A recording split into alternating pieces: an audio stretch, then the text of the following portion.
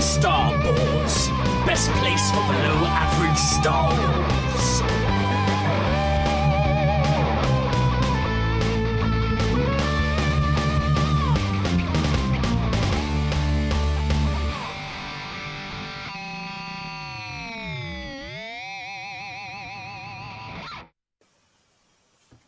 Hello there, and welcome to the Star Wars Show, a UK-based Star Wars podcast with in-depth discussions and analysis sprinkled with some silliness.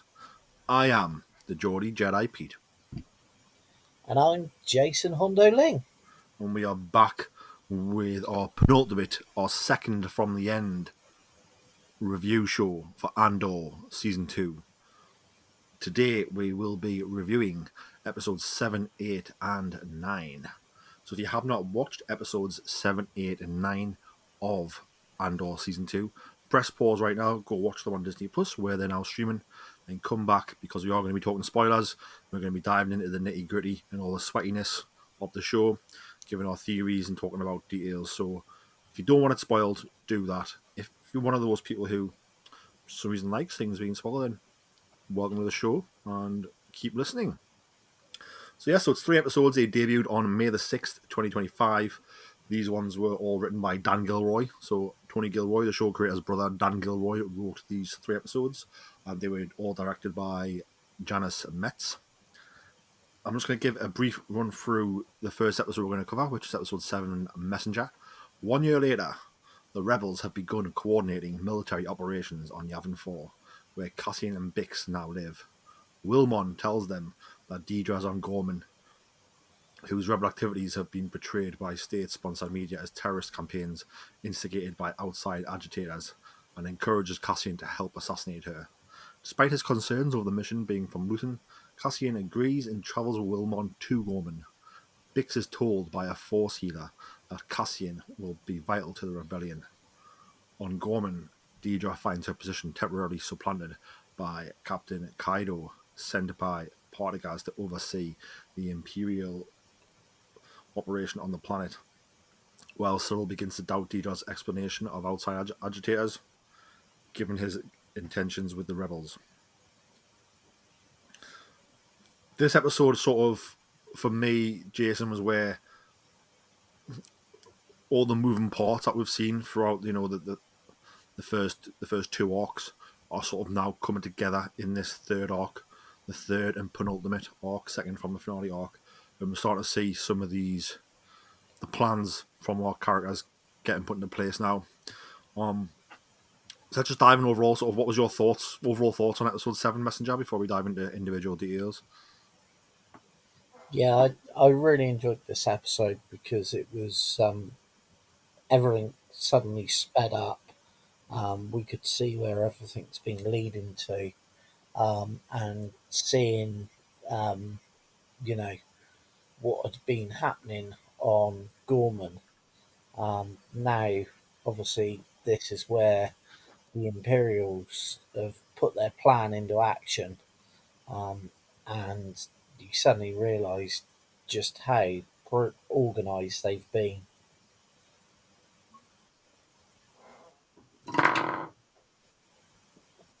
No, definitely. I think one thing for me that I enjoyed here was sort of Wilmon's character has done up quite a bit now, especially since his interactions with Saw Gerrera.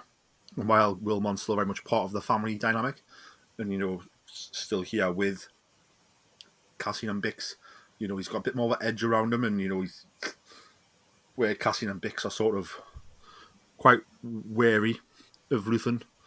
Wilmon seems to be all in now, and I wonder if that's because Luthen sort of represents, similar to Saw, that sort of radical side of the rebellion and getting things done no matter what. I think there's conversations here where he talks about Yavin prepared and nothing happens, where Luthen's getting things done in the nitty gritty. Don't know if you've got any thoughts on Wilmon and sort of where we find him in this episode. Yeah, he's a character that's grown, and obviously, what happened with Saw Gerrera was quite affecting on him. But now you can see he realizes that the rebellion needs to move forward quite quickly, um, and he also realizes, just how much they need to take it to the Imperials and really um, start making some sort of action rather than planning. And yeah, I think for a younger character, obviously, um, he's a little less battle wary than you find Cassian to be, um, and probably a little bit more impressionable. But he's obviously, I don't think he he understands that obviously Luthen is quite devious, but I think he realizes that you need that to be able to fight someone like the Empire. So yeah, I think his character, it's been really interesting to see him grow. Yeah, I think it's been a great arc of growth for Will Manning. In my opinion, it's good to see him sort of take on some of those characteristics and that edge that you sort of do see in Saw, but it's also good to see that he's not just a Saw, like a lighter version of Saw. Saw's mini me. Do you know what I mean? He's very much his own person still. He just has that side of him has affected him, which is good. He's still his own person. I think I disagree with what he was saying in that idea that like, we do here and Jordan's prepared, nothing happens, but Luthen gets things done. It's like it's two sides of the coin, isn't it? I think Jordan needs to continue to prepare. It needs to build up its military might so that it can handle like big attacks and big operations against the Empire. Where if they jump into something quickly, far too lightly, they're probably going to be in trouble. Which when we get to Rogue One, as you remember, they get there and they get their plans, but some of them get destroyed, and they need to run straight away. And Vader's able to track down Leia like very easily. So it goes to show that they do need more prep time. I think what Luthen has is Luthen can act quicker because it's not the whole rebellion on the line if he gets caught, if that makes sense. And he can isolate in certain places and work in certain places, get things done and get away, and like the risks a lot less. If that makes sense. I don't know if you've got any thoughts on any of that. Yeah, no, completely agree that. Obviously, Luthen, he is almost a rogue element to the rebellion, whilst Bon Mothma, um, General Donna, and all of those guys, and Admiral Akbar are working together. Luthen is like, well, he is the spy master. He he has to work in the shadows, so he can't be as visible. Which is, we all know that in wartime there's people like that, and that's how it needs to be done in order for it to be effective in battle, sort of thing. So yeah, I agree with you that they do, you know, what we see once we get to Rogue One and A New Hope is the rebels aren't completely prepared for what goes into play. But obviously, it needs to happen because of, you know, if the Death Star had got any further without anyone standing up to it, then the Empire would have been in a very much stronger position. Definitely. Moving on from that, we see the idea of force healers shown here. When I think of the term force healer, my brain straight away goes to um, Tales of the Empire, the animated short series, and it goes to Barriss sort of what she ends up doing after she leaves the Empire, after she stops being Inquisitor. Um, Now, the Force healer we see here, I'm not sure if they are former Jedi. It's not really depicted. They seem to have lost faith a little bit. The healing's not really working. I'm sure they can do normal healing, but she does sort of sense Cassian coming across the sort of the staging area here on Yavin. What was your thoughts on the introduction to the Force healers here in Andor, where we haven't really had the Jedi or that side of the Force mentioned? And do you think maybe she could be former Jedi, or what's your thoughts on all of that? Yeah, it's an intriguing one. Obviously, when we go into Rogue One, you see the um, sort of forced belief of the Jedi, but not necessarily people who are Jedi. And I'm not sure if she would be a Jedi or whether she's just someone who has got this belief in the Force and has latched into it and is using it. But it's a really interesting one. And obviously, it's quite a thing. It brings about a big decision in Bix, which we'll obviously see later. But it's an interesting way for Bix and Cassian to see a different outlook.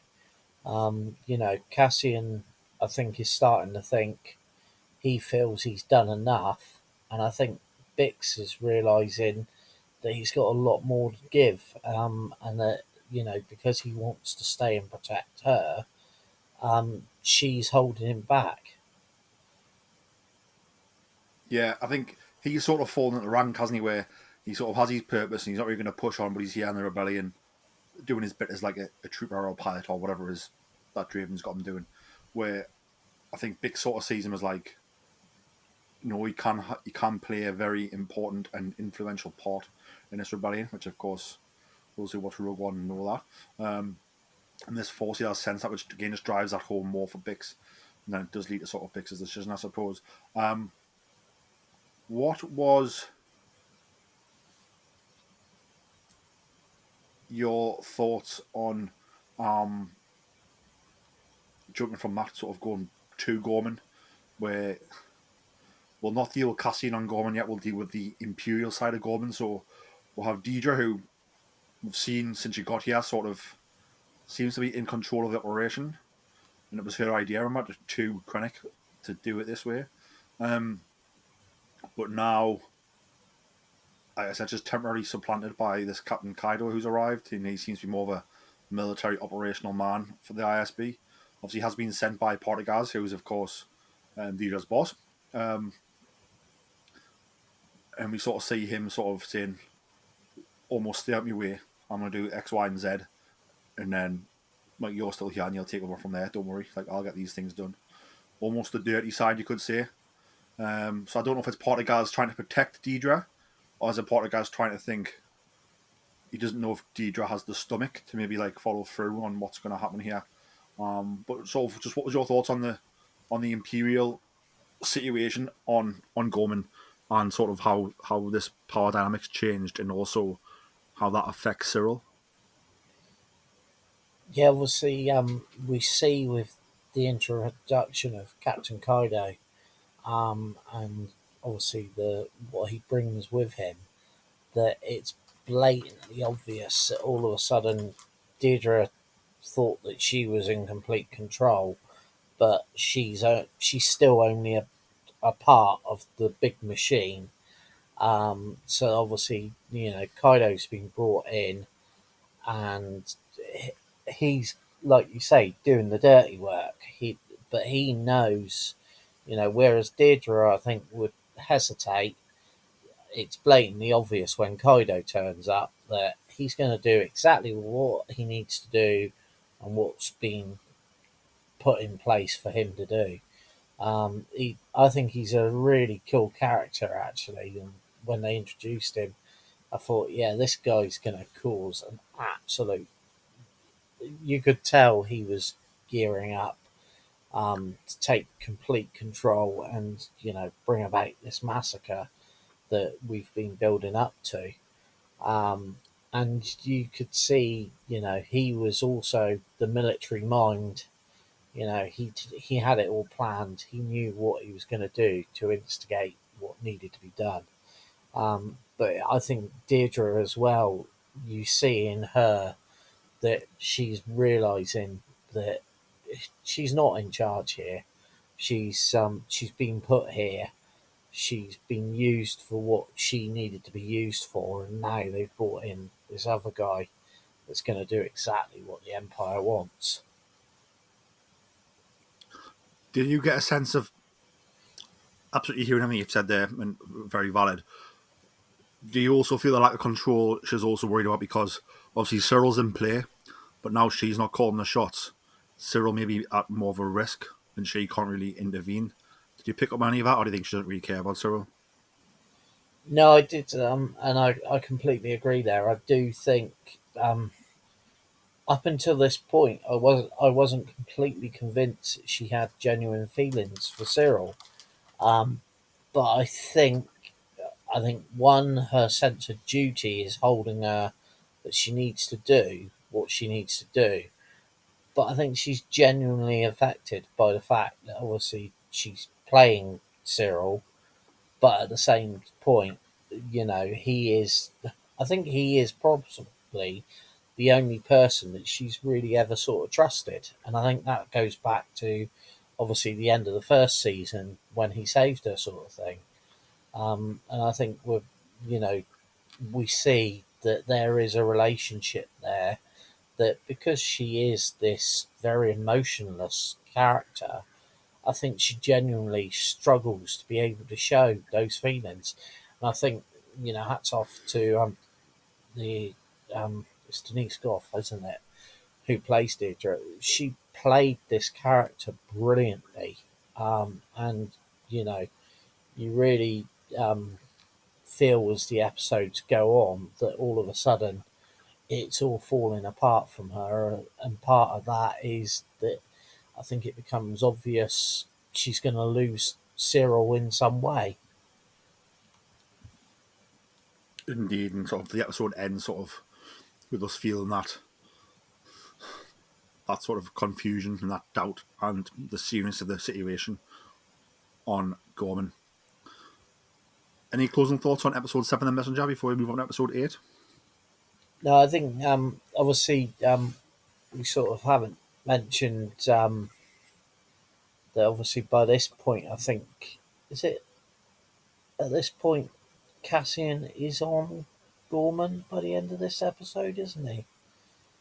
And obviously, everything's fallen into place for no, that's right, he's going to Gorman.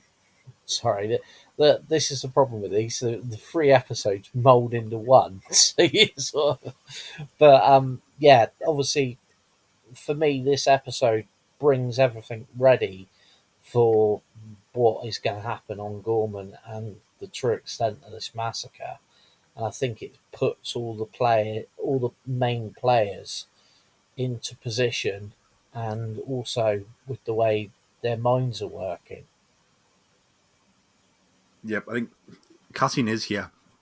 I think one of the That's things I right. like about this was he checks into the same hotel again, Yeah, and they're being a bit more pushy about sort of getting signed in sort of imperial checks. And he's here under a different name this time, I think, on a different mission. The same clerk or bellboy serves him, but the bellboy clerk sort of recognizes him in a good way, where he doesn't give that away, but he once he's out of the shot, he does go like, my colleague will check you in with the Empire, so you need to move fast. And he tells me he's booked the room at the front facing the square. Presumably, I assume where he's got a good view of Deidre, I suppose. What was your thoughts on the clerk? Is it sort of the clerk just a Gorman rebel? Is it just somebody who is against the Empire? Or could it be we know that Luthen is sort of the master of having eyes and ears everywhere. Is it somebody who's in communication with Luthen, like not so much to do things, but just to make sure that Luthen's operatives are set up correctly? And obviously, we do get the line from the clerk that rebellions are built on hope. And how much did you love hearing that? yeah, but that was and I've seen in an interview that was put in there by Tony Gilroy to um, because I think one of his children had said to him, where does that line come from? When it was said in Rogue One, and it was like he wanted to make it that that line had come from someone within the rebellion. And I think you're probably right. I think this character probably is um, somehow linked to Luthen, um, or the larger rebellion, not just Gorman rebels. I think he possibly, because of the fact that obviously he's there with this other person that's going to report back to the Imperials, he's being put in place there to make sure that everything goes as smoothly as possible. Definitely. Next episode is episode 8. Who Are You? Kaido instigates a protest in Palmo. That is, of course, the Goron capital. Palmo Central Square, while closing off the available exits and intentionally deploys inexperienced riot police into the volatile crowd. Arriving in the square alongside the protesters, a horrified Cyril realizes his role is enabling what the Empire is doing and violently confronts Deidre in her office, forcing her to tell him the truth about the Empire's intentions on Gorman. And he storms out. Following a directive from Portugal's, Deidre reluctantly orders the troops to open fire, which triggers a shootout between the rebels and the Imperial forces. Protesters attempt to flee and are massacred either by Imperial blaster fire or by the KX security droids released by Kaido. Amidst the chaos, a day Cyril wanders the square. Cassian attempts to assassinate Deidre by sniping her through her office window. Was ambushed by Cyril after a fight. Cyril is fatally shot by Caro Rylance, so he is the Gorman rebel leader. The resistance manages to incapacitate the KX enforcer droid, and because they ram it with armored transport, which is very important to the future of Cassian. Cassian escapes Gorman with the droid, while Wilmon stays to find and aid his Gorman girlfriend, Drina, in broadcasting the news to the galaxy in the aftermath. Deidre and Edie separately confront their losses, as Imperial news outlets place blame on outside rebel agitators. A lot going on in this episode, I think. The Empire's obviously set things up here to sort of go a certain way, and they need the rebels to act in a certain way. Now, what they do is that, obviously they're feeding the rebels information from the outside world, and they're acting on it. Almost, these Gorman rebels are almost absolute pawns of the Empire here. They think they're fighting for themselves, but actually fighting to destroy themselves. Sadly, we even hear that the Empire has the ships that are going to start mining the ore out the planet core, or like already en route here and already here, which again just allows people. I've heard people say it's because the Empire are so arrogant that they know this is going to go fine, so we have the ships already. I think half of it's that, but half of it is that also fuels the rebels to be like, well, the Empire going to do what they want, so we need to act here. So again, it forces the rebels to do what the Empire want them to do, in my opinion. And like I said, they go into this trap. They kick off, they start the riot, they're locked in, and then the Empire just act accordingly. It was very much. I mean, again, I'd say there's big similarities between how the Empire is depicted here and sort of the Nazis in the 1940s. I think that's done on purpose, because the Empire are bad. Like, do you know what I mean? Like, I think Tony Gilroy did a great job here of saying, like the Empire are bad. Like, I am going to compare them to the Nazi Party because that's what they are. They're evil people. Even to the fact where, you say good soldiers follow orders, and we know that maybe not all German soldiers were Nazis, but like the SS, for example, were. I think here, this inexperienced riot police who go into the crowd are probably not the most devout imperialists, but here they are getting fed to the slaughter. What was your thoughts on this whole setup on Palmo, and sort of your thoughts on the riot and how it kicked off? Yeah, I think this episode in itself was filmed and set up brilliantly. The parallels between obviously Nazi Germany and, for me, I think it was spelt out pretty obviously that the Gorman rebels were like the French resistance. It shows perfectly how, at the time of war, you've got these different factions working. Kaido has got everything set up perfectly in that square that, it's just a kill box. He's got it planned for when the riot breaks out, that, the control is going to be there. And that is the machine that is the Imperials, very much like with sadly we witnessed back in the 20th century with the Nazis. So I think this episode is almost, it's almost a history lesson in what was happening during wartime, and seeing, the rebels, or the Gorman resistance in the square getting ready for this protest, and the way they're united as they march in, and you're sat there thinking they're marching to their death. They've been set up, and set up so dramatically that it's not going to end well. And I think this episode for me is quite an eye opener into the way war happens. And sadly, I think we still see it all over the world still. Yeah, definitely. I think one of the things I liked was the Gorman Rebels. I think their language has been sort of stylized on the French accent, maybe on the French language, maybe. Um, Obviously France was, very much a rebelized country in World War Two, as it was occupied by the Nazis. And here, when they start singing in the street, and it spreads, it had Les Mis vibes to me in a good way, where it was like, these are people rising up, and they're going to march, obviously, sadly, by design by the Empire, and they're going to die. I thought the fact that once they do start, they are doomed. And I think as soon as I saw them sort of like pull weapons and stuff, I was like, well, like, these are going to die. These are going to die. We saw this in the last arc where they were inexperienced and didn't listen to people, and then they're doing the same thing here, I suppose, to their demise, sadly. But yeah, they're outnumbered. The place is in chaos. The troops are firing everyone. The Imperial troops are even shooting non-rebels. I think they're just treating everybody in this square the same. Everyone's trying to run and hide, but they're blocked in, and it is absolutely chaos. What was your thoughts on? Obviously, we see Cyril come face to face with Cassian, and it's quite a good little fight scene here. And Cyril is sort of venomized, angry here, and Cassian just sort of says, "Who are you?" And I think this says so much to where this man Cyril has been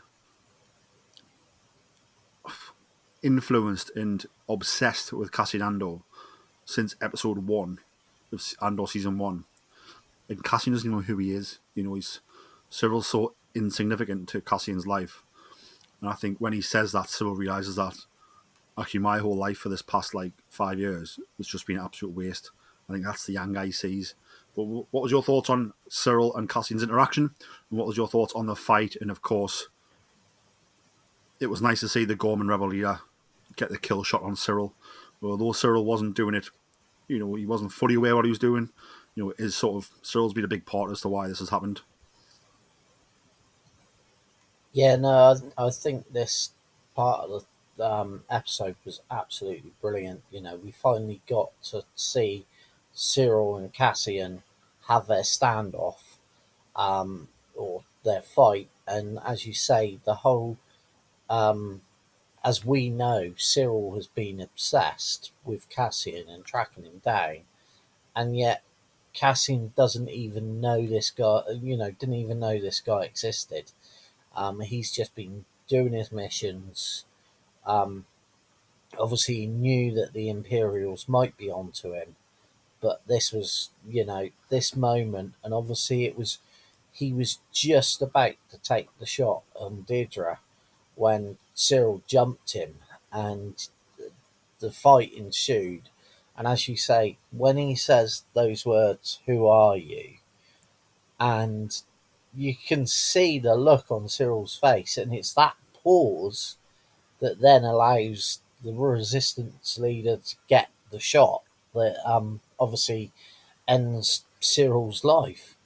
And I think it was brilliantly done. The fight was really brutal, and it was a really well thought out and instigated part of the episode that I think, you know obviously we're a long way before the end of it. We've still got another 4 episodes to go, and Cyril, who's been a big player from episode 1, has been took out, which just goes to show that although he's important, there's a lot more important characters that we've got to see wrapped up. But I was really satisfied with the way they ended his story. And I think that it was, he didn't, for me, he wasn't a straightforward evil character. He was certainly going down a path that, if he stopped and thought about it, he might have realised what was going on. But he was definitely hoodwinked by the Imperials, as to his involvement, and I think that was brilliantly done. And again, the actor, I can't remember the guy's name, but the guy that played Cyril was absolutely spot on. And I think, like did Ramiro, Denise Goff, he had this he had this blank face a lot of the time that didn't truly show any sort of emotion, which I think worked brilliant for a lot of the Imperials. And even when he was angry, it looked like he was just on target for what he needed to do. So yeah, it was obviously this was the first of many of sort of wrapping up characters' stories, and I think that was done brilliantly. No, definitely very well said. And I think it also adds to sort of Deidre here, because I think Deidre knows Cyril's out there in that chaos, so she's watching it unfold, right? Because they've had the argument and he's left. She knows he probably can't get out because they've blocked everyone in. So I think she sort of realizes here that, yeah, like, he's certainly in harm's way, and it's chaotic out there. So there's a chance here that he's going to die, and she sort of just, again, like, you can see she's sort of concerned about it, but doesn't do anything about it. Almost like what it is, what it is what it is. For the greater of the empire. Cyril's acted that way and went that way, and sadly, that could be his end. We do see the KX Enforcer droids go crazy here, which is really fun, I thought. And fun, but also horrific. Like, you get to see sort of the true power of these droids and maybe why they're feared throughout the Empire. What was your thoughts on the KX droids and how they were used in these sequences during the riots, after they are unleashed Yeah, by Captain Kaido? yeah, I love the fact that when we first see them, the fact that they're going to be there, they're in that little room, sat very, completely innocently, just sat there. But then seeing them sat there, you're like, this is going to be that. This is what the Imperials have got set up to finish the job, you know. And obviously seeing them go into action and their brute strength, when you see um, rebels thrown against the wall and the impact dents the wall because this person's hit it with such a force, you're like, yeah, how are you going to stop these things? Which is what leads to, obviously when Cassian sees what's coming, he's obviously encountered these droids before because we saw them when he was arrested back in season 1. So he knows the power and the strength. But he's got to this point where I think he actually thinks that his rebellion's going to end, or his part in the rebellion's going to end at the Gorman massacre, which is why he stands there just shooting at this droid when it's coming. And let's face it, if it got to him, it would have finished him. So it was by pure luck that this vehicle's driven into and destroys it, or stops the droid. I won't say it destroys it because obviously the droid's down but not quite out. Um, so I think these droids, and then it obviously builds up to once we know that Cassian can then, I think, as we see, he could have easily just left the droid there, but he's thinking, this is something that we want on our side. If we can reprogram it, which again that shows Cassian as a leader rather than just a rebel, because he's thinking of the power that, how do we build stronger? How do we get stronger armor? How do we get something that will be be able to fight back against the Imperials? And he knows that, if they've got these KX droids, then we need a KX droid.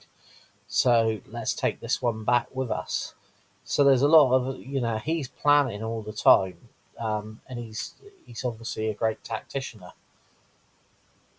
Definitely, I think he's very much a case of, him and Wilmon have gone here.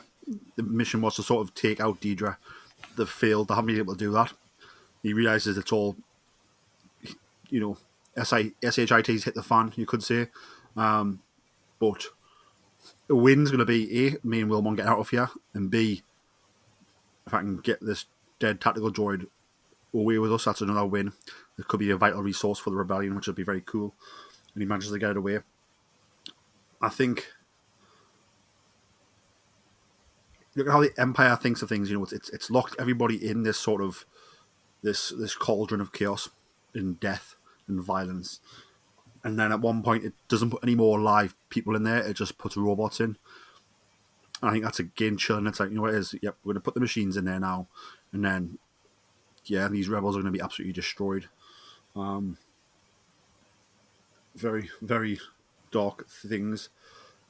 The end of the episode, it's great to see Cassian escape with the droid, who will later become K2SO, I imagine. And, we do see sort of Wilmon again. We talked about that in the previous episode, Wilmon's development. And here, he's not just following Cassian. He's helping Cassian, but he's making his own decisions. And he's very much, I don't think he's not just doing this because his girlfriend telling him to, his girlfriend, Drina. But I think he's also doing it because, it's important to try and get this news out of the galaxy before the Empire squash it and paint it in their own light. Now, I think this does ring out a little bit.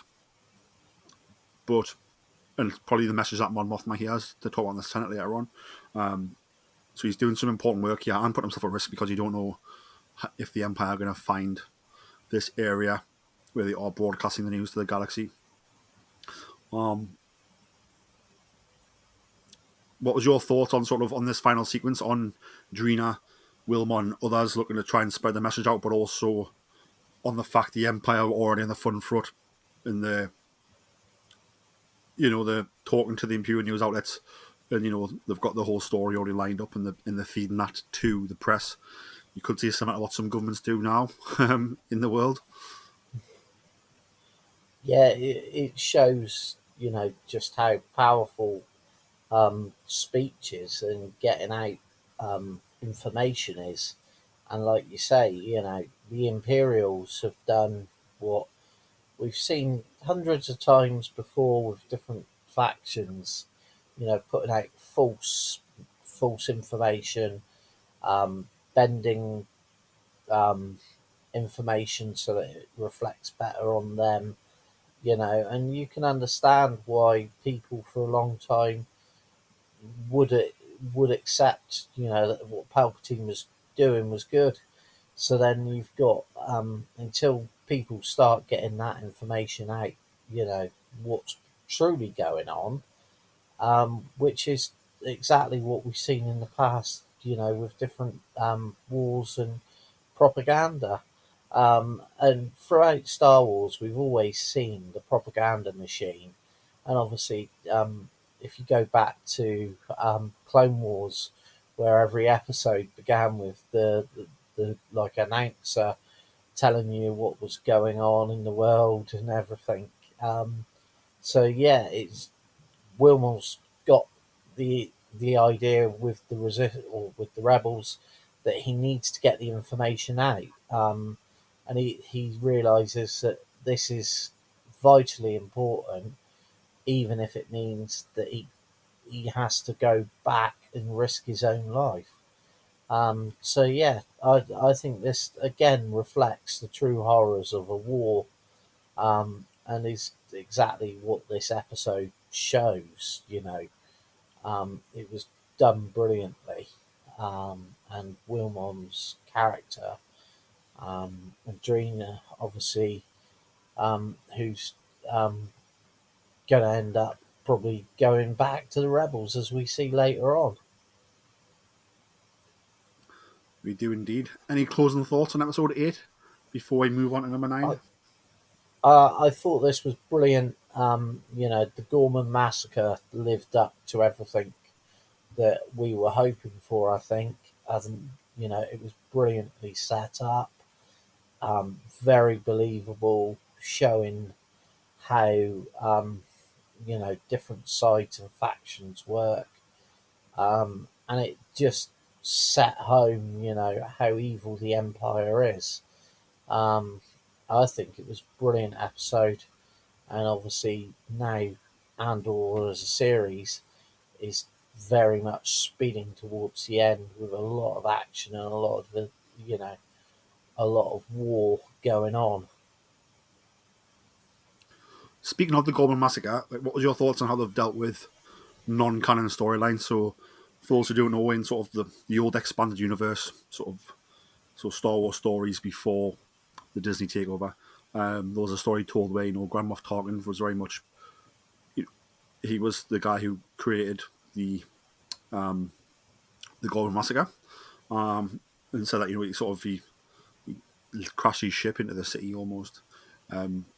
How they've dealt with it, as they've mentioned that there was an incident where Tarkin did sort of park his vehicle on top of people in the square. The rebels sort of know about that happened in the past. There's a memorial there for those people, but it's also played down to be a lot of a smaller time event. I don't think it was a big. When I first heard about the morning the massacre, the Gorman massacre from EU, I think it sounds more like a huge ship. Where I think maybe here it was a smaller ship, but they have referenced it. So, what was your thoughts on how they referenced Tarkin and sort of in something he'd done on Gorman before this big massacre? Yeah, obviously, it became quite apparent as it was heading through that obviously everyone was half expecting Tarkin to appear, and obviously Tony Gilroy said, "No, not doing that. There's a reason." And obviously, the Gorman massacre and legend involved Tarkin, and I think it was quite clever that they sort of acknowledged that had happened, but then they said, "But our Gorman massacre's bigger and harsher," which I think it is. Admittedly, um, dropping your ship on a group of people isn't the best thing to do, but I think getting a whole group of people into a square, making it impossible for them to escape, and then opening fire is even harsher. So yeah, I think Tony Gilroy's done a really clever thing here, in saying, "Yep, we know that happened in Legend, but that was only a taster of what the Imperials could do." So yeah, I think they did it brilliantly, and I think it just goes to show that Legend can be used, can be still kept into the canon, but then built on. Moving on to number 9, which is Welcome to the Rebellion. In the aftermath of the Gorman massacre, the Empire frames the incident as an insurrection. Mothma decides it's time to openly condemn the Emperor and prepares to flee to Yavin 4. Senator Bail Organa chooses to stay behind and aid the rebellion in secret. Luthen learns from Jung. Jung is, of course, the ISB agent who sort of has been feeding Luthen secrets.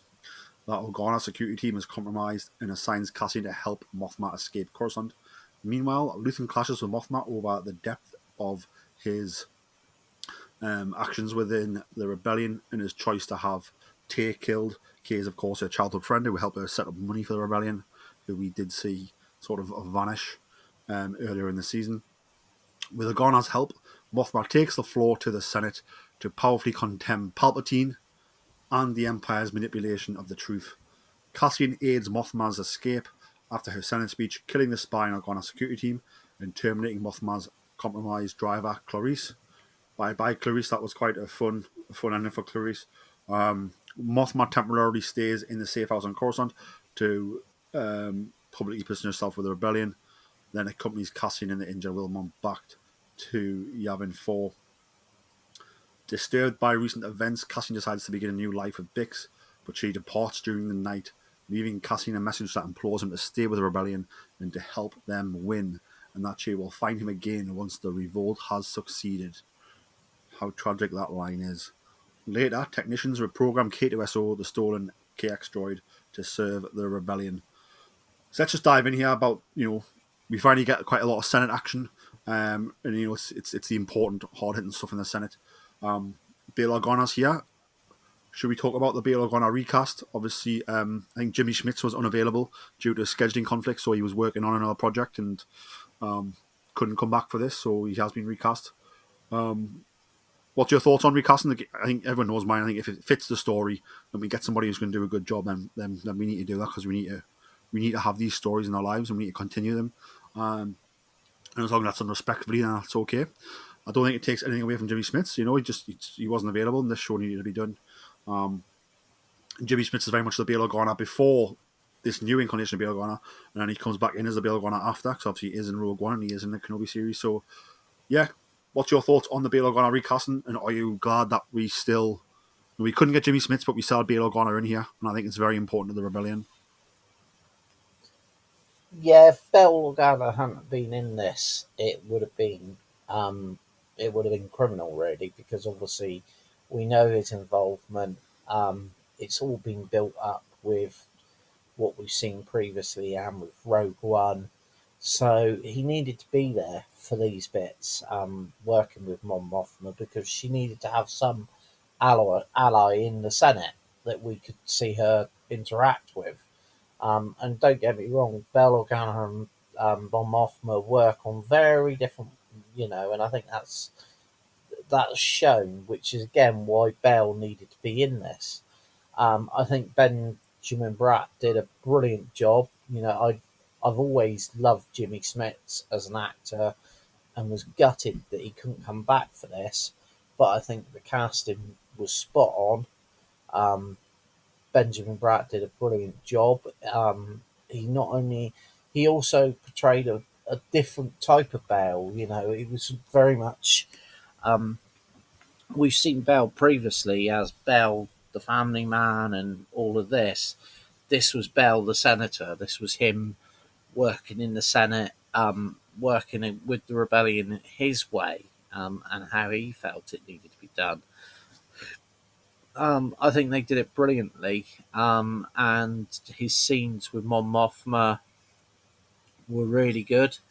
I liked the way that obviously we'd seen in previous episodes the Gorman senator, talking to Mon Mothma, asking for her help, and basically very calm and that. And then obviously at the beginning of this episode, we see him arrested, and all of a sudden we realise, right, the Emperor's really taken control now, because he's arresting senators. No one is safe at this point, and that needed to be shown to show why Mon Mothma had to do what she had to do.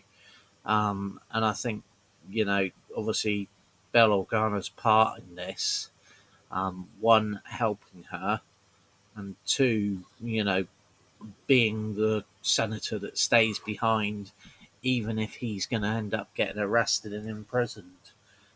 It shows the sort of character he is, and I think it's been done brilliantly.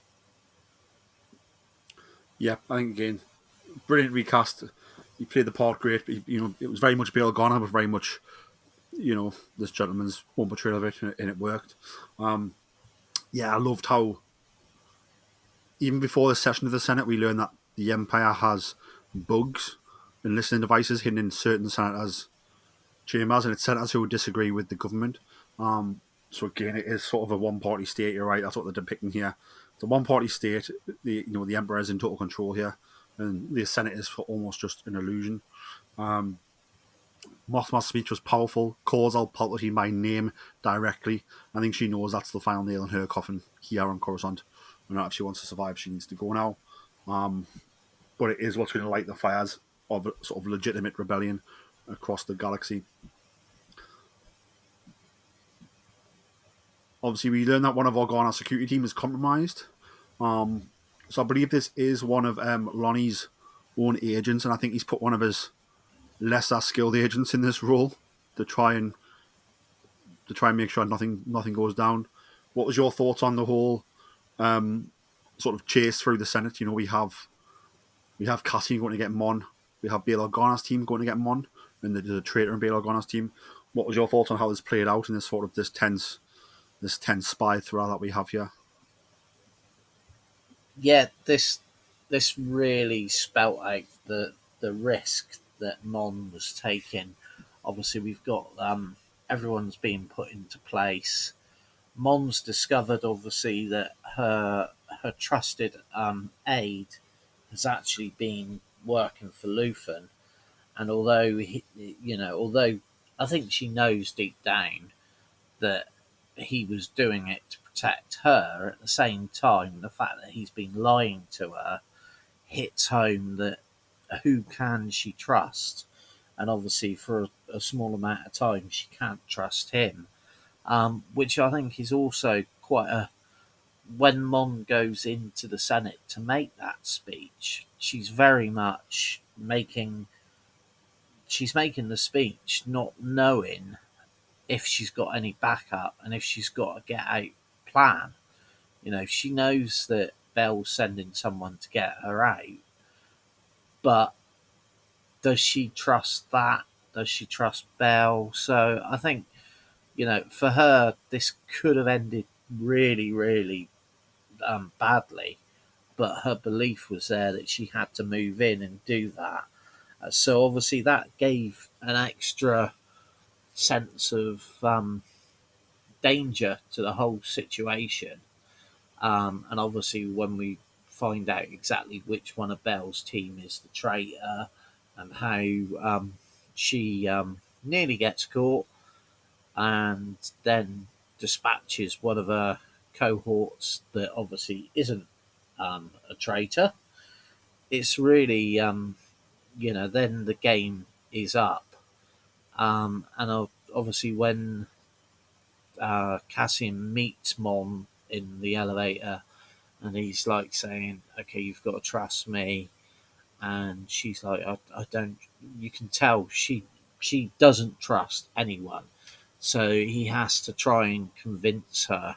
And I think then his actions, and obviously her aide's actions, once they get into the room, it became very clear to Mon who was on her side and who wasn't on her side.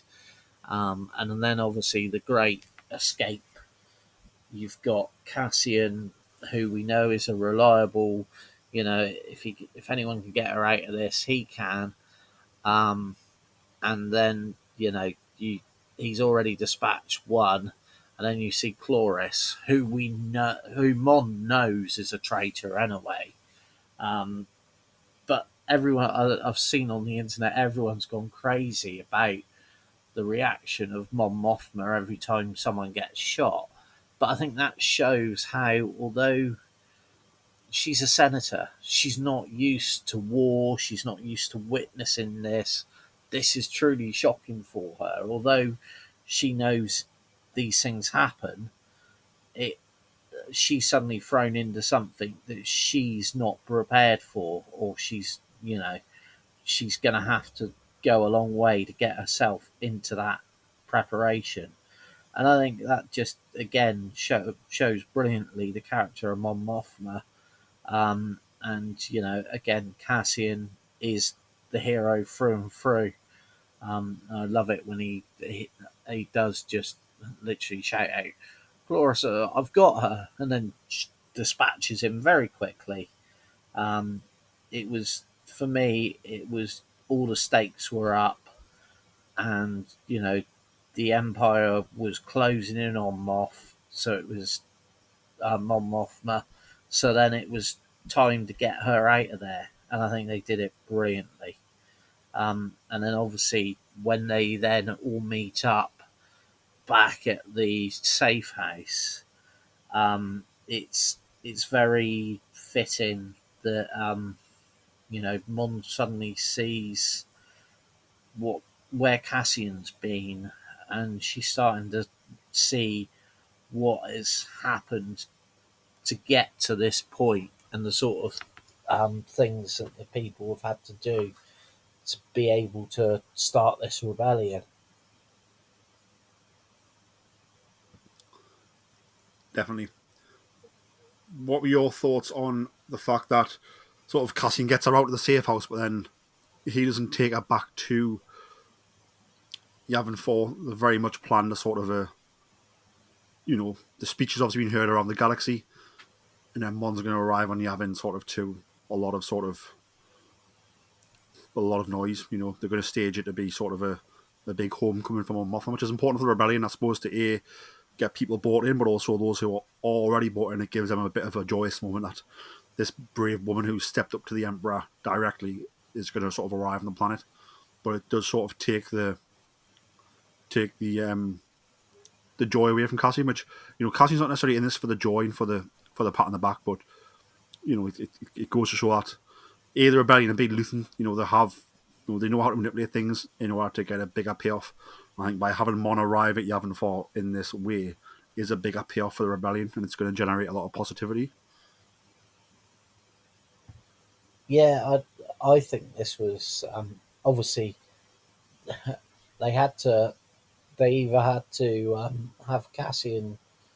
It had to change slightly because obviously we know that it's the rebel crew that bring Mon Mothma to Yavin. We've seen that, and it's funny. I actually saw a shot today that I haven't rewatched the episode from Rebels, but they've pointed out that the guy, her aide, is actually there in Rebels, beside her, um, in the Ghost, which I'd completely missed that. But it's brilliant the way, obviously they've tied it into everything that we've got. But as you say, I think it is fitting that Cassian doesn't deliver her. Again, Cassian is a spy, and therefore he remains in the shadows. Although he's obviously very active at Yavin 4, at the same time, by him not delivering Mon and no one knowing what they what they've what he's been doing keeps him as a valuable asset to the rebellion. And like you say, I don't think he'd want the the fanfare anyway. He did what he needed to do. He got Wilmon back, and he brought back K2SO. So he set everything up ready for the next part. So just getting Mon Mothma back, that can be dealt with by someone else. The end of the episode, we sort of deal with, sort of the tragedy of Bix leaving and the message she leaves Cassian. She leaves and leaves a message so Cassian doesn't have a chance to respond to her or try and convince her to stay. Doesn't get that opportunity. And I think that's on purpose by Bix because she knows she may be able to be talked into staying. But this is going to cause Cassian a lot of hurt. What was your thought on Bix deciding to leave and her message she left Cassian? Yeah, again, it was fitting. It's set up because obviously Bix isn't in Rogue One. Cassian's a very different character when we meet him in Rogue One to what we've seen throughout the series, and that's been leading. And the heartache of losing Bix is obviously part of what has um, contributed to the way Cassian is. So I think it was done brilliantly. Obviously, she didn't give him the chance to attempt to convince her to stay, which, like you said, she would have probably given in to. So I think this was done brilliantly. It set it up. Obviously, Cassian's then um, quite affected by it, which again just goes to show another side of Cassian that you wouldn't necessarily normally expect. So I think it was a vital part of the story. And obviously, then it leaves us with the question: what happens to Bix after Rogue One? And I love how sort of they tie in. It's edited very well, where you have sort of Bix delivering a speech, and we see Cassian sort of trying to go about his day here on the Rebel base, and then we also see K2SO being reprogrammed, and we see little interaction. So it's almost like, yes, you've lost Bix, and that's tragic. That's tragedy, but also, this new entity, this new personality, should we say, K2SO, is going to enter your life, and obviously we all know that K2SO is a big part of Cassian in these sort of final years and his build up to Rogue One. What was your thoughts on how that intersected, and what's your thoughts on how they introduced the sort of the KX droid being rebooted as K2SO? Yeah, for me, as you say, it was done perfectly because the fact that he was losing one, but now we're gaining someone else who's going to be very important in his journey. Um, in some ways, I sort of thought K2SO, because of the relationship we see in Rogue One, that to me always felt like K2SO and Cassian had been working together for a long, long time. Obviously, we're basically given a timeline of just over 2 years, so the relationship almost is. I think it would have been helpful if K2SO could have come into it earlier, but at the same time, he is such a strong character. Obviously, at this point, we only just get to see the sort of wit of K2SO. Um, I think it was it the words he says. Was it have I done something to offend you or something like that? Which is just absolutely brilliant and just sets it up for this is how this droid is going to be reacting to people and is going to be really setting up the adventure to come. So that was brilliant, and obviously it perfectly segued from the fact that Bix has gone, and the love of Cassian's life is gone, so that he can be left to get on with what he needs to do with the rebellion because that's what she feels is more important. It certainly is, and again, just the tragedy of sort of Bix saying that she will find him again once the revolt has succeeded, which the revolt will succeed, as we know, in Return of the Jedi, but Cassian will not. Cassian will live the events of Rogue One, sadly, so we know that this is a tragically not going to happen for Bix and Cassian. Um, is there anything from episode 9 you want to cover that we haven't?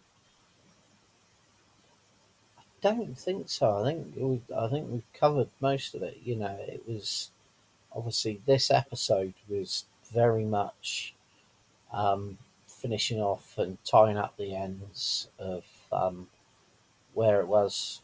Oh, obviously, I think I'm trying to think. We didn't see much of Dedra Miro in this. It's obviously her. Everything's fallen to pieces after Gorman. So this is very much about Yavin 4 and, you know, what's happening.